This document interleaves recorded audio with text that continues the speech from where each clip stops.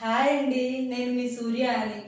వీకెండ్లోన ఓటీటీలోన రాధికా గారి movie థాయ్కెళ్ళి movie వచ్చింది, చూసారా ఎవరన్నా?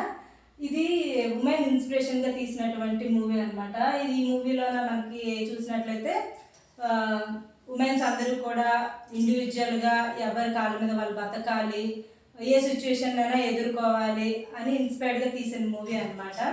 అయితే దీనికోసం ఎందుకు చెప్తున్నానంటే, మా హస్బెండ్ జాబ్ పర్పస్ ఒక ప్లేస్ నుండి ఇంకొక ప్లేస్కి ట్రాన్స్ఫర్ అవుతూనే ఉంటారు. దానివల్ల అండ్ చాలా కారణాల వల్ల నేను జాబ్ చేయడానికి కుదరలేదన్నమాట.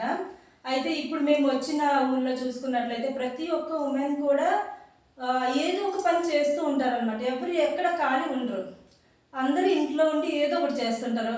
చాలా వరకు ఇక్కడ లంగాలు కుడుతుంటారు, నైటీలు కుడుతుంటారు, అలాగే పంటలు, కొంతమందికి పంటలు ఉంటాయి కదా, కూరగాయలు, ఫ్రూట్స్, పువ్వులు, ఇవన్నీ తెచ్చి వీధి వీధికి అమ్ముతుంటారు. కొంతమంది ఏజ్ అయిపోయిన అయితే కనుక ఇంటి ముందు చిన్న పొయ్యి పెట్టుకొని జొన్న రొట్టెలో చేసుకుని అమ్ముతారు. ఎవ్వరు ఖాళీగా ఉండరు అనమాట.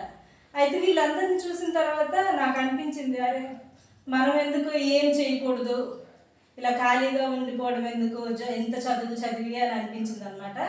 అందువల్ల నేనేమో వాట్సాప్ ఇది యూట్యూబ్ అనేది స్టార్ట్ చేశాను అనమాట. అయితే ఇప్పుడు నాకు ఈ మూవీ చూసిన తర్వాత ఒకసారి వీడియో తీద్దాం, చాలామంది చూస్తారు కదా, తెలుసుకుంటారు కదా అని అనిపించింది అనమాట. అయితే నేను ఉండేది పామిడి గ్రామం, పామిడి అనే ఒక ఊరు అనమాట.